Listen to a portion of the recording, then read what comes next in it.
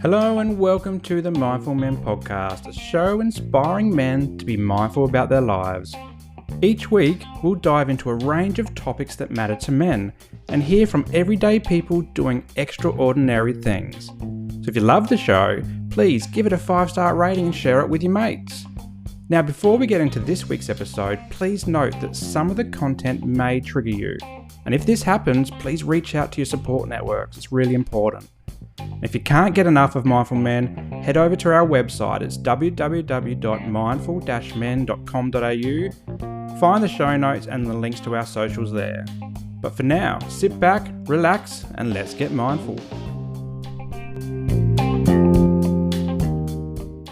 G'day guys and welcome to another episode of the Mindful Men podcast. I'm your host Simon Rinnie and today we're getting mindful about autism and neurodiversity affirming practice. And joining me for today's discussion, I've got two amazing accredited mental health social workers who are experts in this field. I've got Hughes and Teena Mogler. How are you going, Caitlin and Teena? Great, thank you. Thank you for having us. Yeah, thanks for having us. This is going to be interesting. We've got this is the second episode where we've had 3 people on, so we're going to go bounce between different people. So that's just bear with us if you're listening at home. But to introduce Caitlin and Teena, they're both social workers working in the mental health and the disability space as well. But I'm keen to explore what your practices are. You're also neurodivergent affirming therapists, so we're going to learn about that today because that's going around a lot in the circles that I work with. So I'm keen to explore that. Your academics, your researchers. And yeah, amazing people with amazing lived experience. So welcome to the show. Before we get started into all things autism, I'm going to start with you, Caitlin, and ask, how did you get into social work?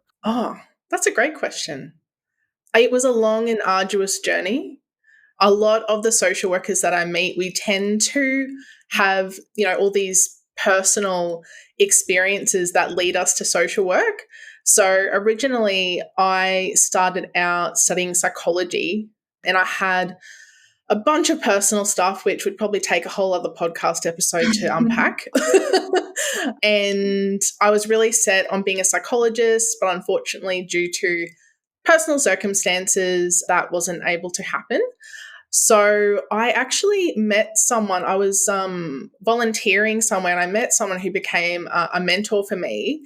And she was like, Caitlin, you would be an amazing social worker. And at that point in time, I didn't really know what social workers were or what they did. And I looked into it and I thought, you know what, I'll give it a go. And the first week that I was in my social work degree, I was like, oh my goodness, I've found my place, I've found my people, and I've never looked back because it's such a wonderful and diverse and enriching work.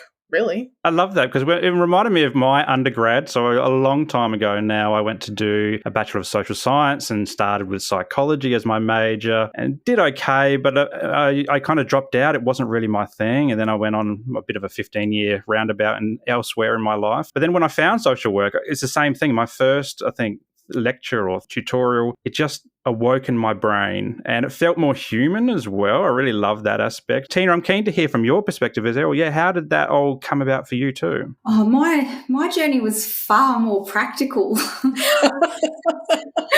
I was working as a diversional therapist in aged care, and I was bored, but there was nowhere else to go. Like I was sort of at the top of the food chain in that sort of space, and I found this job which was on the aged care assessment team. But you needed a social work degree to qualify for that job. So I thought, all right, well, I better go get that then. And the rest is history. I'm no longer in aged care, obviously, but very much the same as it's like that first lecture, that first tutorial. I remember sitting out the front of the lecture theatre for the very first time, and this woman came and sat next to me. Her name was Nina, funny enough, and we were friends throughout, well, still friends, but throughout the whole journey. And she commented on my skirt. She's like, I really like your skirt. And I thought, oh, no one's ever liked my clothes before. I must be in the right place. And, yeah. That is so funny because I always think about that as well. Like when I do my work, so as a men's therapist, I dress very casually, like shorts, t-shirt, runners and a hat. And I feel like social work is the best place to just express yourself in whatever way you want, and it doesn't matter. Like, that's really cool. We tend to be on the more alternative side with fashion. Alternative my wife would definitely use that word alternative a lot in the way that I approach business. But Teena, I'm interested. You're both accredited mental health social workers. Teena, did you always want to become an accredited mental health social worker? No, I didn't even know it existed. I think I was in my second year of my undergrad when I learnt that social workers could go through and do a PhD. And that's when I decided, well, that's what I'm going to do. And it was shortly after that I learnt about the accreditation system. And it was when I was doing my mental health unit that I sort of learnt about that pathway. And the mental health space just made so much sense to me. And I'm like, okay, well, that's what I'm going to do. And I did. Yeah. Love it. And Kate, was it the same for you as well? Like, did you just come across it, or is it something that you always wanted to do? I mean, for me, I always wanted to be an accredited mental health social worker from day dot. And that's because of my lived experience as well. I wanted to get into the mental health space. How about for you? What was that journey like for you? I can't remember the exact moment when I became aware of accredited mental health social workers, but I think I didn't go into social work necessarily wanting to be an accredited mental health social worker or even knowing about it. And I think it was through that process of going through to my degree that I was like, oh, cool. Because I'd been doing the psychology undergrad. I did want to kind of go into therapies and work in mental health. And I was really excited because I'm like, okay, great. I can still do that, but from this new lens that I really enjoy. So I think, after I graduated, I got into a grad program for Queensland Health. It was coincidentally 2 years. So I got my 2 years tick for my accreditation. And I started my own business, and the rest is history. That's so cool. Like, the journey is tough, and social workers always talk about how tough the journey is with placements during university, and there's a bit of talk about that in the media at the moment. Actually getting those 2 years, your CPD, I've just got an email yesterday around my CPD's a little bit behind schedule from the AASW, so I've got to get onto that this week. So. That's what I was doing this morning. I think, as you say, as everybody, I think, who got that email. Yeah, I think it's auto-generated. So I kept that to heart, but I've still got to do it. But anyway, we could talk social work all day. This always happens when I have social workers on here. We could start talking about social work and what we love and maybe don't like about social work. But today we're here to talk about autism and how it all interplays as well. So I'm going to start off with some definitions, help us really understand what we're talking about today. I'm going to start with actually, what is neurodiversity? Caitlin, I'd love to hear your thoughts. Oh, wow. Yeah, so I also have ADHD, so I'm not super great with definitions. So please, no one cite this in one of their university assignments or anything like that, but I'll try my very best. So neurodiversity is about approaching different brains and understanding them through a diversity lens. So traditionally, the medical model would look at mental illnesses or deficits or frame it in that way, whereas neurodiversity aligns a lot more with the social model of disability. So seeing disability through a lens where society impacts on people's experience of disability and at times disables them further. It's really moving away from that medical model and trying to see people in their strengths and their challenges and their diversity and having a lot more acceptance around that. So autism is part of that, but there's also other experiences and mental health and disabilities that are encompassed within that as well. Like, what kind of other conditions come under that umbrella as well? I'd love to hear that. Is it just autism? Is it other things? Yeah, what's some other ones that we might be aware of? So I think there's a bit of contention with this topic. And I think traditionally, and even in a lot of businesses, they might say, oh, we're neurodiversity affirming or neurodivergent affirming. But what they're referring to is more so autism or ADHD. But it is a lot broader than that. And, obviously there's still a place for the medical model, but it's about broadening our understanding of those different experiences. So there may be like other kind of mental health challenges that people experience, which may be encapsulated under that as well, instead of just going, okay, this is a deficit within you. It's more about going, okay, this is how you experience the world and this is how you experience your brain. How can we best support you to navigate your life with that, as opposed to going, okay, there's something really wrong with you. We need to throw medication at you and hope for the best. So it's an interesting topic because, I've never considered myself neurodivergent, but as someone who lived with obsessive compulsive disorder, I've been researching that ever since social work actually helped me research that and understand that a little bit more. I'm like, oh, it fits under this umbrella too, as well. I didn't realize that. Made me feel a little bit more part of a different community that I wasn't already connecting in with. So that's really, I find it's really cool to think of myself like that as well. Teena, I'd love to hear your thoughts on what is neurodiversity and how it maybe shows up for you in your work as well. I agree with everything that Caitlin has just spoke about. I would add that the way I sort of see neurodiversity is it's just a different brain style, a different way of thinking, a different way of doing, a different way of being in the world.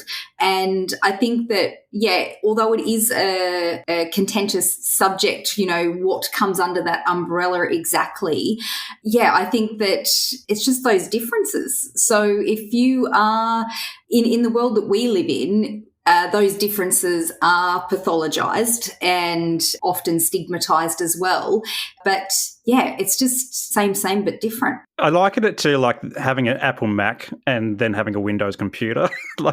They all function very similar, but they just have different ways of looking at information and interpreting information, and then the outputs as well and the buttons that you press. It's all very similar but different at the same time. I'm finding that out with my Samsung phone. I cannot operate it at all, but I can operate my Apple iPhone perfectly. It's just how my brain, conceptualizes it. So I'm an Apple person. Apple is completely not intuitive to me. Yeah. So there we go. It is baffling and comforting at the same time. That's what it is. And so, Teena, neurodiversity affirming practice, I'm hearing this buzzword. I feel like this is a buzzword at the moment. Yes. And much like trauma-informed practice as well. I'm hearing that a lot more at the moment as well. What is a neurodiversity affirming practice and why do we need to be aware of this? I think in really, really simple terms, neurodiversity affirming practice is about, it's client-centered. It's working with the neurodivergent person and not causing harm.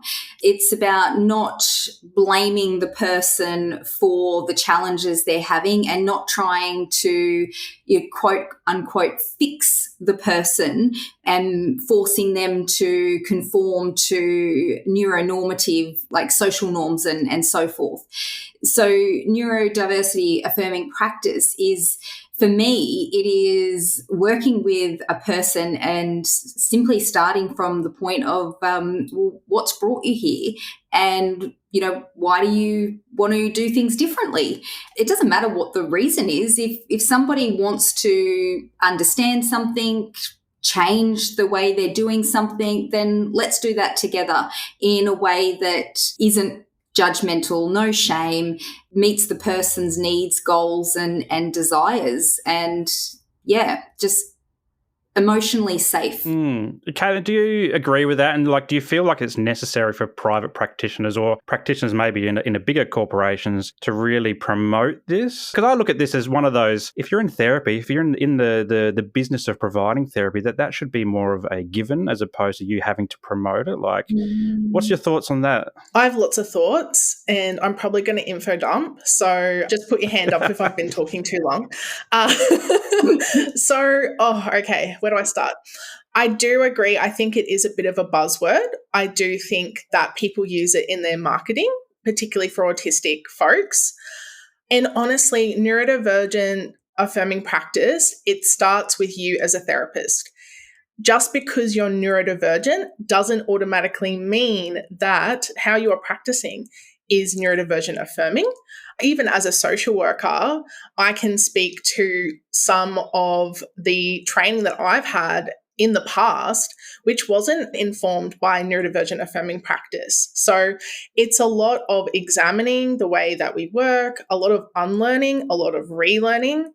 And it's all well and good to put, I'm a neurodivergent affirming therapist or social worker or whatever, but it needs to have substance.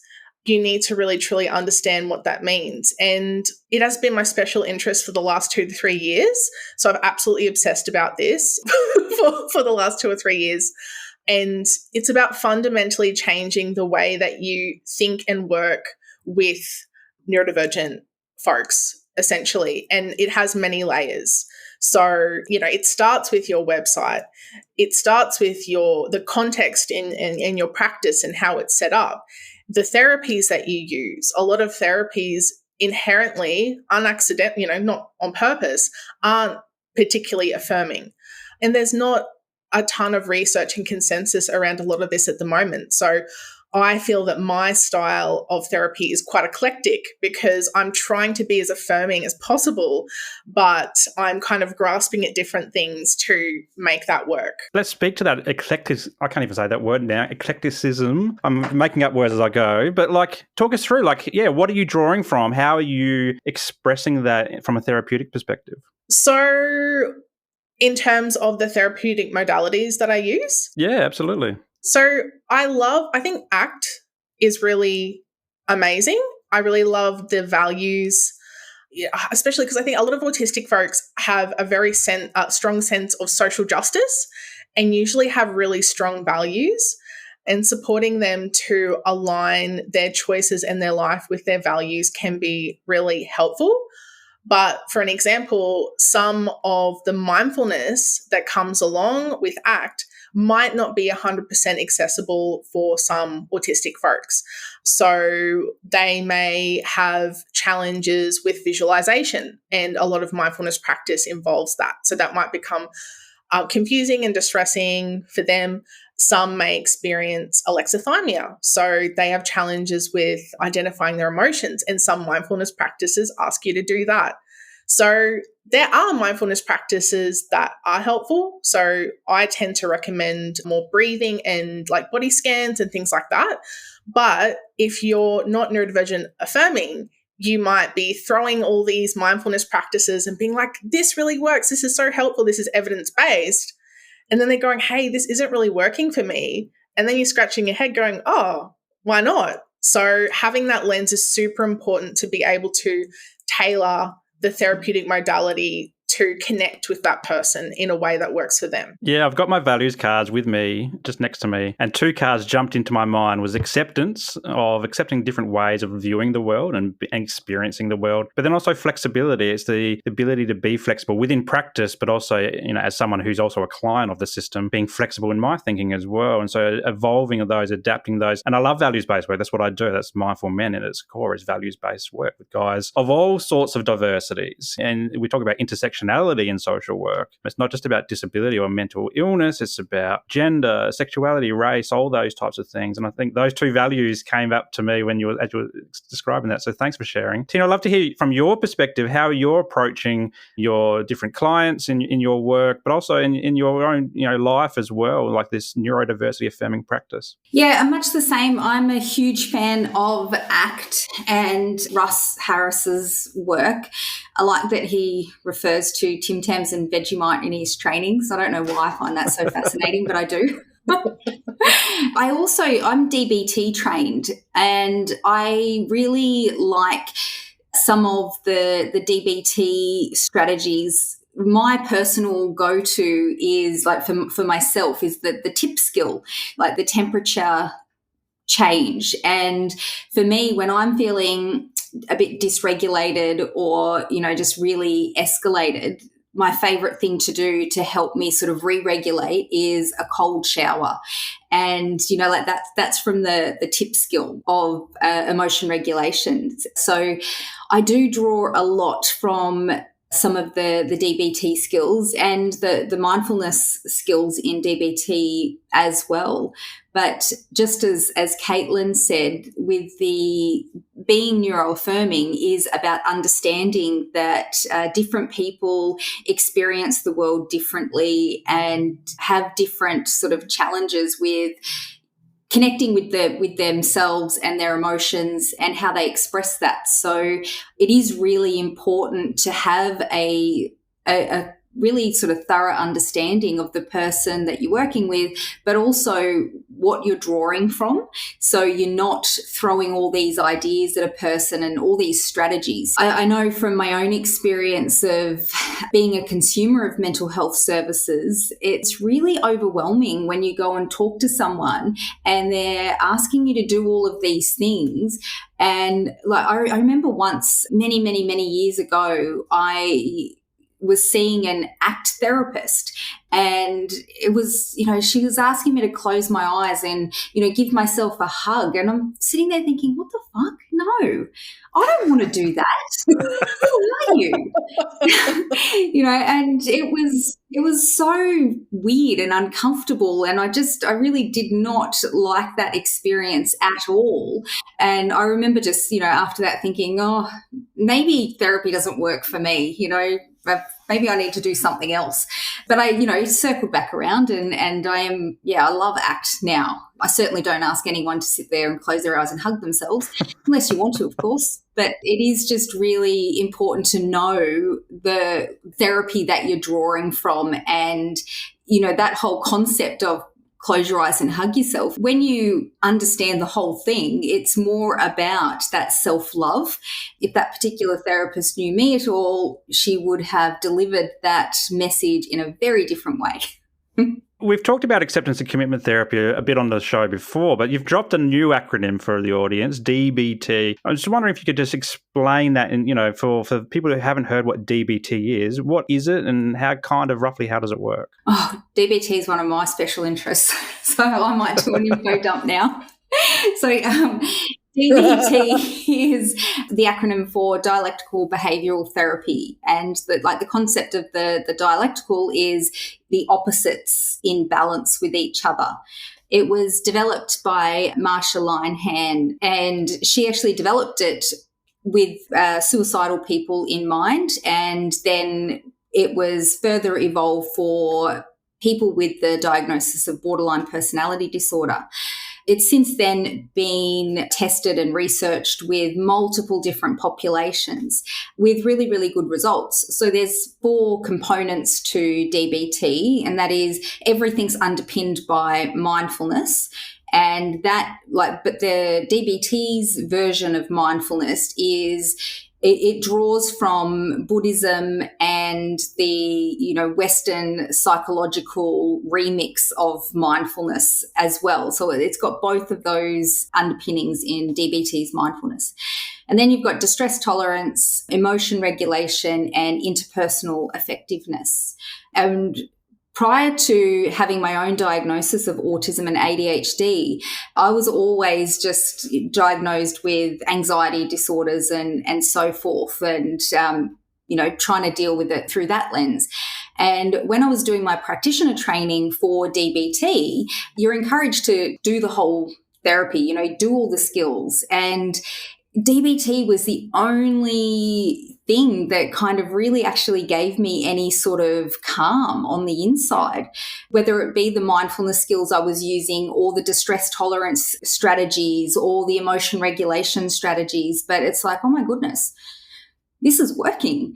And so I just fell in love with it. And yeah, it's brilliant because it's the kind of thing that you can just literally have a laundry list of different ideas and pull it off the shelf because, this is what's happening for me at the moment and I'm going to try these skills. So yeah, I really, really love it.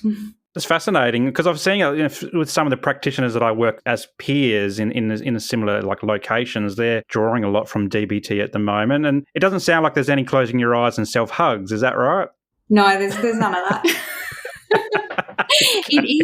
DBT is far more practical. There's a lot of sort of clear doing. And I think for my autistic brain, I really, really like that sort of, it's just kind of black and white, really.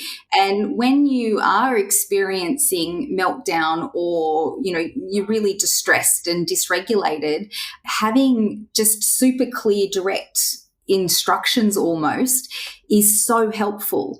You can adapt those instructions to fit yourself, your needs, and how this particular skill or strategy works best for you. It's definitely not a cookie cutter type thing, but yeah, I like the directness of it, because I know when my executive function's gone offline, my concept of myself is just like a potato sitting on the couch, and I like clear instruction. That's a great definition about how that all interplays with each other as well. So I'd love to hear now how this interplays with autism and what is autism. I used to work as a NDIA planner and speak with a lot of autistic folk around it, and they're always looking at diagnoses. Are you ASD 1, 2, 3? Asperger's came into it a bit depending on how old the person was. I talked to a lot of people from the United States, for example, on this podcast, and they refer to Asperger's a lot more. So Caitlin, can you shed some light as to what is autism? What does all these levels mean, and DSM-5 diagnoses and all that type of stuff? Break it down for us. All right, I'll break it down. So this is medical model language. So I'll try to be as affirming as possible, but at the end of the day, in this day and age, we use the DSM to formally diagnose autism. So autism, when we're looking at a diagnosis in the DSM, it's looking at two main, categories. So there's challenges with social and communication, and then challenges with restricted and repetitive behaviours. So I'll try and unpack that from a more kind of neurodivergent affirming lens. So with the social and communication, in medical model, it's deficits. In neurodivergent affirming practice, we look at it as differences. So there has been research to show that autistic folks, the way that they socialize and communicate and connect is different to non-autistic folks, and that's okay. It's more about supporting them to be able to communicate authentically and also understand non-autistic social and communication. So in the past, it was about taking autistic people and trying to convert them to be able to socialize and communicate as non-autistic folks. But in my practice, it's more about helping them to understand that there are different ways to socialize and communicate, but there's no expectation to conform. It's more about helping them navigate those social spaces. Okay, and so with the restricted repetitive routines and behaviours, a lot of that has been really pathologized when a lot of autistic folks engage in routines and like stimming behaviours. So the stereotypical is that the flapping hands, but autistic people stim in many different ways, can be vocal, can be movement. I've got my little trusty stim toy tools there, and it was seen as a deficit, like, oh, there's something wrong with you. You've got all these repetitive behaviors and you're making these movements. And a lot of autistic folks actually stim in order to regulate. So for me, if I'm just sitting here still doing nothing, that's quite dysregulating to me. So I'm always moving. And then when you have ADHD on top of it, you're just like, you're like buzzing all the time. So I guess, like, obviously, it's important to be able to have a framework to identify autism, but it's also important to understand the why behind those differences and those behaviours. When it comes to the levels, so there's a diagnosis, you might get a diagnosis and then you get a level. So level 1 is essentially saying that you have low support needs. Level 2 is, medium support needs, and then level 3 is high support needs. So this can bring some challenges because I can speak for myself, I'm sure Teena can speak, and a lot of my clients can speak to this, is that our capacity to be able to engage in daily life changes. So there's some weeks where I'm probably like a level 3, and there's other weeks where, I'm a level 2. So I think it's in terms of NDIA and NDIS and funding and those sorts of things, it can be tricky because there is that fluctuation and that diagnosis is only made in that snapshot of time. Of course, there are some people who on a static basis may have higher support needs as well. So I don't want to kind of invalidate them, but I also, I guess, want to put forward the perspective that it's not like a set and forget thing. It can change as you get older. It might change the context that you're in, etc. I'm interested to hear about, I've heard this thing called high functioning. Talk us about this. I know this is not something that a lot of people love to hear, but yeah, what is high functioning? Is this a thing, or is this something that we've added this label to an already complex situation? It's a social construct, I believe. So if we're looking at from the medical model, so high functioning would, in quotation marks, would be level 1. So when I was diagnosed, officially formally diagnosed autistic, it was actually kind of odd because usually people get one level. So I got level 1 for social and communication, and I got level 2 for restricted and repetitive behaviours. So from my personal experience of being an autistic person, I probably would present as lower support needs. Okay, going back to your original question. So if we say high functioning versus low support needs, I think it frames it very differently, because when we're saying someone's high functioning, it's like, oh, well, they're high functioning. They're all good, right? Whereas when we say low support needs, we go, okay, they don't have high support needs, but they still need support. So because I have learnt how to mask, like hugely mask, which is essentially appear to not be autistic, since understanding a lot more about neurodivergent affirming practice and neurodiversity, I aim to mask less, but it's just kind of something inherent that's ingrained to me. So if you're going to a clinical psychologist or a psychiatrist or a pediatrician and they don't have an understanding around masking, you may be diagnosed with level 1 autism when that might not actually be the case. And then with the repetitive and restricted behaviors, again, you may mask that in public, but when you're at home, it might be a lot more prevalent. So your partner or, if it's a child, your parents might be really noticing this. But then when you're getting diagnosed, it might not come out to play in that session or what have you. Obviously, they do clinical interviewing as well.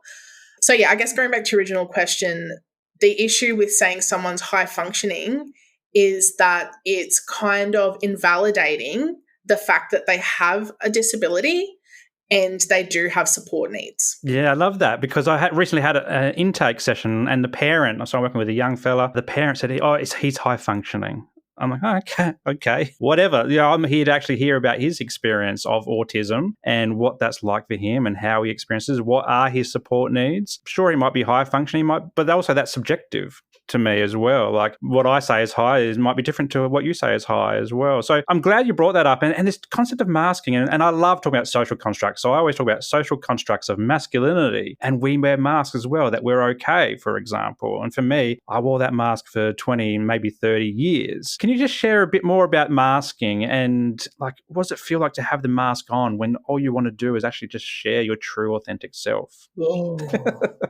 Gosh, I've never actually been asked that question. It might take me a little bit to kind of try and verbalize how it feels. Suffocating.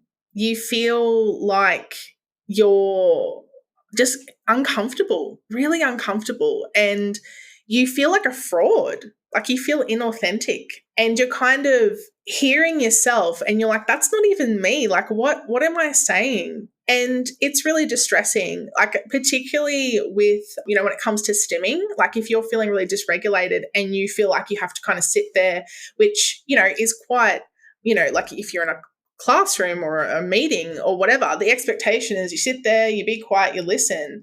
And it becomes really dysregulating. So you're trying to mask in terms of your social and communication, but also mask the way your body moves as well. So as you can imagine, it's really not good. It takes a big toll.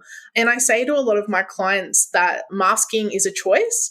There may be some contexts where you may not feel safe to unmask, or there might be people you don't feel comfortable, but it's so important to have places and spaces where you can unmask, because it takes such a mental and physical toll if you're masking like 100% of the time, or, in your job, if you have to mask the whole time. Very exhausting. I'm interested, Teena, in your thoughts on the differences between presentation of autism in boys and girls as well. And like, we've talked about it quite generally, but yeah, in your private practice, in your personal life, how have you seen that interplay between, I guess, genders and autism? Yeah, well, I'm actually, my PhD is focusing on the female presentation of autism and ADHD and women's experience in the space of accessing assessment, diagnosis and support. And it's really interesting looking at things from that research perspective, because the DSM, as Caitlin was talking about before, is the mechanism by which we diagnose people with autism. And if you look at the history of that diagnostic criteria and how that was formulated, it was very much so based on how males present in the autistic space. And way back when, that was very narrowed down, even to the that rigidity of thinking. Think stereotypical young boy lining his toys up on the floor, that kind of thing, putting everything into groups of colours or whatnot. And as we've moved on, and research and that understanding has evolved. They talk a lot in this space about the female phenotype, so the way females present as autistic and ADHD. Primarily, it's suggested that women have a better understanding of the importance of social connection and social hierarchy. So females tend to, have more neuronormative sort of social skills, and we can connect better in that social space, or, mask better, it would be suggested. And that's kind of where that difference in presentation kind of sits, where it's suggested that males are much more rigid in their thinking and less social, more withdrawn, where females are more connected in that social space. But again, as we continue to research this stuff and understand autism much, much better, it is being argued now that there really is no male or female presentation. The environment in which you grow up in impacts the way you present as your autistic self. The person that you are, personality, the experiences that you have in life, all of these things are going to impact the way you present, not just as an autistic person, but also as an ADHDer or a neurotypical person even. As I mentioned, it's suggested that women have this better understanding of the need for social connection and social hierarchy, but that can also be argued that women are socialised different from a very young age. And the idea of being a good girl comes with a whole bunch of descriptors that sit under that, such as be polite, be friendly, be kind, be agreeable, sit still, put your legs down, put your hands on your lap, say yes, all of these sorts of things, which can absolutely result in a person appearing to be more sociable or understand social norms better than they really do. Would you say that social conditioning leads to girls and women more generally getting diagnosed later in life compared to boys? Yes. I would say that. This is another interesting topic because I've got a few clients who identify as being diagnosed late or late diagnosis. For me, my own story was one at 28 years, so battling for 20 years with a big mask on, probably multiple masks on, if I'm going to be honest. As Caitlin was saying, suffocating under that, but not knowing any other different. Like my social constructs, I didn't know any other different way to express it, so I had to wear that mask. In fact, everybody wore that mask from a men's mental health perspective. But yeah, I'm working with a few people, or have over the journey of people with late diagnoses, and they're saying that this is coming about from their children getting diagnosed, that they're tuning in and they're like, oh, I do that kind of behavior, or I have this kind of pattern of belief, or whatever it is. I'd love to hear both your thoughts on the late diagnosis. Is this becoming, I don't know, I feel like it's becoming more prevalent, more well known that a lot of people are getting these late diagnoses. What's your thoughts? Caitlin, over to you. Yeah, so I just wanted to preface this with, I guess, the way I'm going to talk about gender. It's going to be very binary in terms of boy and girl. And I guess because that's what a lot of the research is saying, I do want to acknowledge that a lot of the autistic community, there's a lot of gender diversity there. But in terms of, I guess, my practice experience in the research, I'm just talking to that. So I think, like, if we're looking at young boys and, I guess getting diagnosed young, there tends to be that more external presentation of those traits or those behaviors. So it usually gets picked up at school. So they're having meltdowns at school. Although sometimes those behaviors can be seen as bad behavior in quotation marks. So the autism diagnosis may not be picked up. It may just be like, oh, they're just a naughty child, or they're just playing up, or what have you. I think there's a lot more awareness of autism now. So generally, if there's, challenging behaviors that occur in the classroom, often they're like, okay, maybe go see a pediatrician and, see if there's an autism or ADHD diagnosis or what's going on there. I think I actually have worked with a few late diagnosed or late identified males. And I think the reason that they went under the radar is that they had interests that involved having to make friends and interact with others. So, for example, they're into D&D. They're into gaming. They're into the super nerdy stuff, which I love. So I'm not saying nerdy in a mean sense. I'm a nerd. So, and I think what happens is that they have friends. You have to play D&D with others. A lot of games you have to play with others. So it's like, oh, well, they've got friends. They're not socially isolated. They might be more that kind of internalized kind of presentation, might be more shut down, might be a little bit more on the quiet side. So there are definitely late diagnosed men as well who maybe were more in that kind of internalized, I guess, presentation. One thing I did want to say, though, is that in terms of the more externalized presentation for boys and men, there can be a lot of shame around that. And I think touching on what Teena was saying as well around how, women are socialized to be quiet and prim and proper, and men, it's like, okay, you can't be sad, but you can be aggressive, you can be angry, that's okay. And that's socially reinforced. But there can be a lot of shame around that. Or I'm an angry person. I'm a bad person. That makes me bad. I treat people in ways I don't want to. And if you don't have that autism diagnosis to contextualize those behaviors, you can internalize a lot of that shame.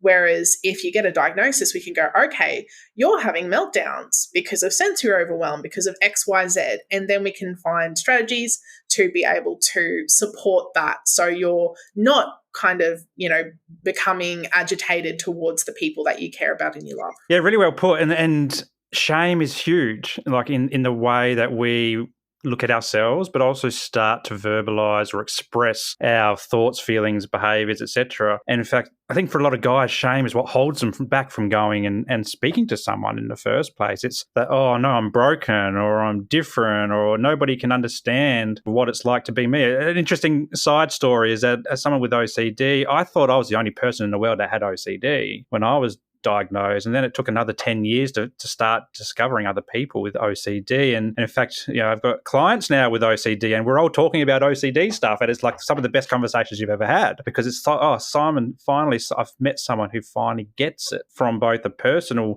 perspective, but a practitioner perspective. So I'm keen to now explore, like, how do you bring in the lived experience and the learned experience to support the clients that you work with? Teena, I'd love to hear how you bridge that gap, and what's your thoughts on being a lived experience therapist? Yeah, so one of the things that I actually love about being a social worker in the mental health space, but just social work in general, is in our training, we are taught that use of self is one of your best and biggest resources.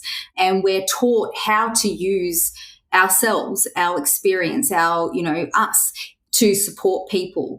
So I'm really grateful for that at this point in my career, in my work, because I find that being able to share personal experiences and use examples has been so supportive for the people that I work with, because it allows to normalize the challenges. There's often maybe like an expectation when people come along in that therapy space that all their problems are going to be fixed and they're going to be able to do life just the way Carol Brady did in the Brady Bunch, or yeah, I can't remember her husband's name. Was it Greg? I don't know. But just that perfect presentation of, family or whatever. I know it's weird. Being able to say to people things like, I used the example the other day that understanding meltdowns and dysregulation is not about never ever having another meltdown or never ever becoming dysregulated again. It's about understanding parts of yourself and, how you can help yourself to feel better. And I use the example of, I actually had no idea how important a hot shower was to me and for my well-being and my regulation at the end of the day, until my hot water system failed me and I could not have a hot shower, and I absolutely had a meltdown. I don't sort of feel upset that, after all the work I've done and the learning and all the rest of it, that I still experience meltdowns. How was I supposed to know that hot showers were that important to me? That's just something I take for granted. And being able to share examples like that helps people to understand and feel like, okay, so the goal isn't to never have another meltdown. The goal isn't to never, ever experience dysregulation again, because when you have been, working with someone, going to therapy or learning your autistic self for a while, and then you do still experience meltdowns, there can be that sense of self-criticism, self-shame that is, sometimes supported by the world around you when you hear comments like, like you're still having meltdowns or you're still throwing tantrums and those sorts of things. And it's like, well, no, that's not what it is at all. I just didn't realize that the hot shower at the end of the day was such an important part of my routine and what keeps me regulated. That use of self helps to normalize all of the good, the bad, and the ugly, I say, with my guys as well. Like they often say, Simon, do you know what it feels like to be depressed? I'm like, yes, it's one of my many labels in life. And just helps normalize those conversations to make them feel like they're less alone, that there is somebody out there that understands what it's like to have these feelings or meltdowns or whatever it is. It's just part of life, really. Yeah, because people often, they'll say things like, I'm quite happy to share with the people I work with, it's on my website, that I am an autistic ADHDer. And, people generally come along to the therapeutic space when things aren't going so well for them. And they'll make comments like, well, how you've got it all together. Look at, I've got this beautiful office that I love very much. People just see that one picture and it does look as though I'm this, fully functioning, totally all over it woman, and being able to share that, oh no, this is the space, the one little space in the world where I'm actually, doing all right. But at home, like I'm a single mum with 3 kids, and I often forget to do the groceries. That's criticism from my kids, and I'm not awesome in that home space at all. We regularly run out of clothes because I forget to do the washing and all sorts of things. It's like letting them know that you're seeing me in my strength, but rest assured, everything else is often a mess. That opens up a whole bunch of conversations in my head with some of my clients. But Kate, I'd love to hear from your perspective, the lived experience and the learned experience, blending that into the beauty that is private practice. Yeah. I don't know. It's been a bit of a journey because I started out as a peer worker prior to when I was studying social work. And then I felt this pressure, I work for Queensland Health. So I felt this pressure, no, we can't use of self or anything. We've got to be super clinical. And then I went back into my private practice and you're like, you know what? I really like that lived experience stuff. And I think particularly for autistic folks, a lot of people who come to see me, they're like, oh, on TikTok or Instagram, I've been seeing all this stuff come up about autism. And I feel like that's me. And I think for autistic folks, having that mirroring and being able to resonate with others is really important. And I think like you were saying, Simon, feeling really alone in a lot of these experiences, but then in therapy and even online in community, they go, oh, I'm not the only one. There's so many people out there that have this same experience is so important. And, I use a lot of humor in my therapy and, I'll tell maybe a little bit of an embarrassing story and they'll be like, oh, this happened. I'm like, look, this, same Latina, well, it looks like I've got it all together here, but listen to this, what happened here and things like that. And I think it just makes you so much more relatable and they relax because unfortunately, a lot of the clients that I have, they've been in therapy previously where it has been really clinical, where maybe the person doesn't have an understanding of autism and, isn't affirming in their practice. And they've left that therapy going, oh, that I'm broken. There's something wrong with me. They've been trying all these strategies and they don't work for me. There must be something wrong with me. And for them to come in and go, hey, I'm Caitlin. I'm an autistic ADHDer. Let's kind of unpack this. Let's work together. You can just see there's all this anxiety and they just go, oh, okay, I can be myself. I don't have to mask, and I think they can unmask and you can connect with their authentic self. And you can't effectively support someone in therapy if they're emotionally dysregulated and they're guarded and their fight or flight is on fire.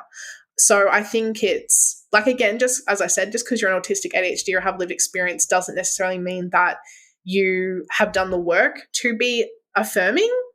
You may have those old kind of archaic trainings and stuff that you've experienced, but I think it really does help. There's a common question I ask. I ask every guy that I work with, how you going today or this week? What's been going on? Some of them actually ask me back and I make it as a matter of course that I would tell them how I'm going. I'm saying, I'm a bit stressed this week or I haven't had a great week this week. It's part of that process of normalizing these discussions with the guys that I work with so that they don't look at me as, oh, Simon's the social work therapist dude. He's the professional. I'm like, well, I am professional, but I'm human as well. And this is me. And this is why I casualize therapy in my shorts, t-shirt, runners and hat, because that's me. And the guys that come in, they're all, I think, from a similar gel. They like that kind of casualized approach. In fact, the referrals I get, right, Simon, we've tried the clinical approach. Now we want to try something creative and out of the box. I'm like, we've come to the right place because this is where lived experience blends learned experience with casual and professional. And it's magical to be part of that with my clients. But I want you guys to plug your businesses now. So if someone's listening and they're interested to work with you and do some work, Teena, start off, tell us a bit about your business and how can people contact you? So my business is called Balance Centre for Mental Health.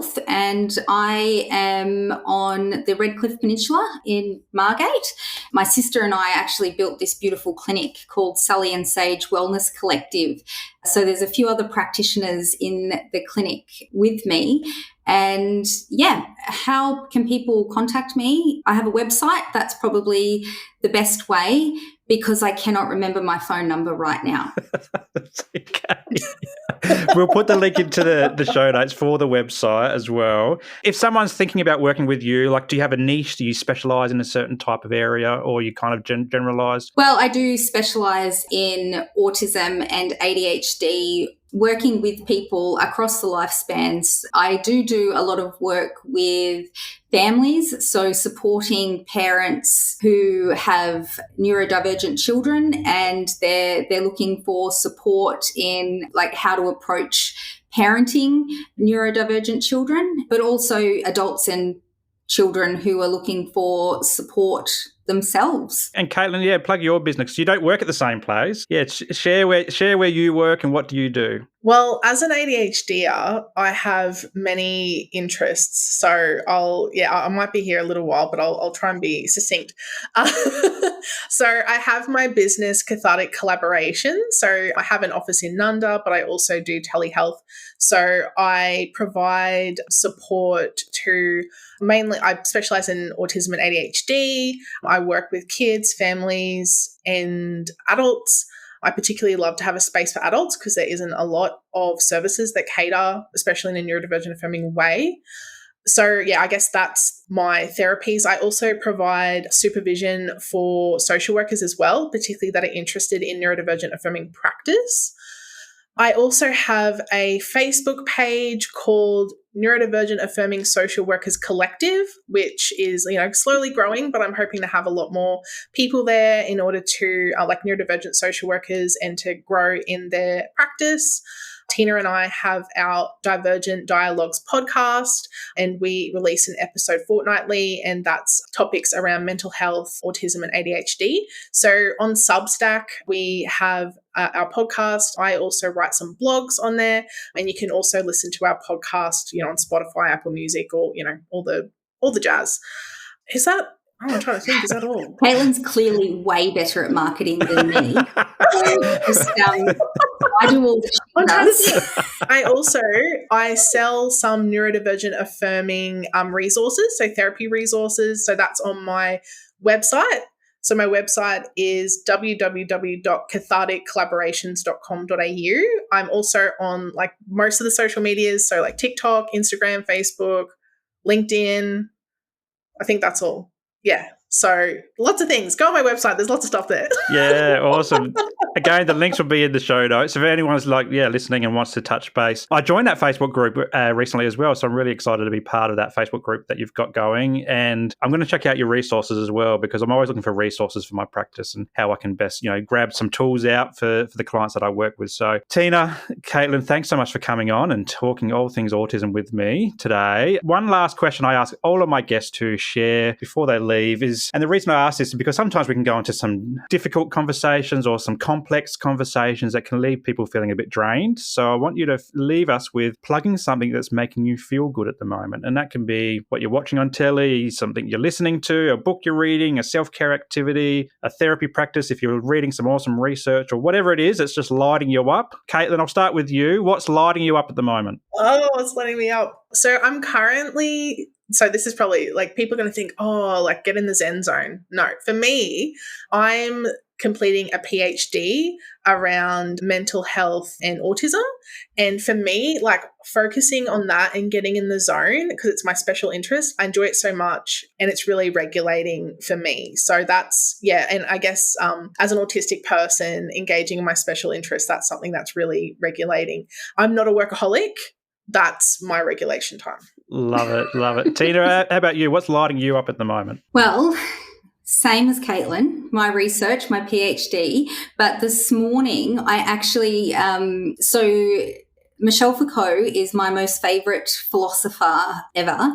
And this morning I actually found this YouTube channel called Now and Then, where this guy just does all this research, and it's research informed clips on all these different historical, political and philosophical subjects and people. And he did this like great post on Michel Foucault's book, Madness and Civilization. And so now I'm just right into this guy's YouTube channel, and it's really, really exciting. I'm watching one on Heidegger at the moment, and that's really stupidly exciting. All I want to do is go home, sit in the bath, put a bath bomb in, and just listen to all things Foucault and Heidegger. I love it. That's so cool. Well, Caitlin, Teena, thanks so much for coming on. I really have enjoyed this chat today, and I didn't realise you're just down the road. I'm up here on the sunny coast, so maybe one day we'll cross paths in a networking meeting or something like that. But yeah, again, thanks for coming on and getting mindful with me. Thanks for having us. Thank you.